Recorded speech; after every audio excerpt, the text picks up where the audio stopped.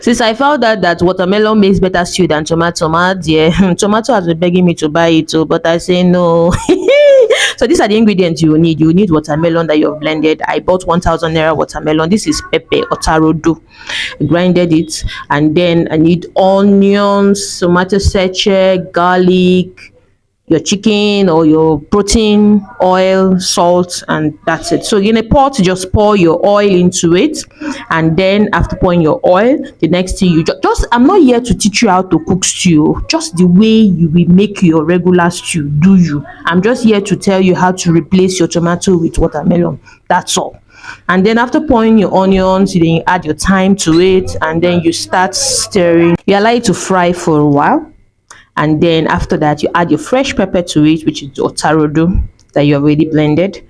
Pour it into it and allow it to steam for a while. Cover the pot. That's what I did. I covered the pot, and after it has boiled, I now put the sachet tomato into the fire. After putting the sachet tomato, I used two. I started mixing it and allowed it to mix properly. That means you stir it and let it mix properly.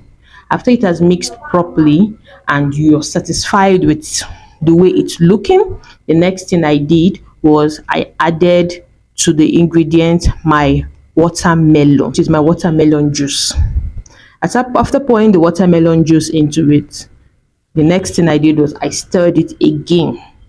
After stirring it again, next thing I added was my chicken stock. So the water that I got from steaming the chicken before I fried it. I added only one seasoning cube, then curry and salt. If it was tomato, you need plenty seasoning cubes, but just one was enough. Then covered it for a while, added my protein before I covered it, and voila, that's your stew.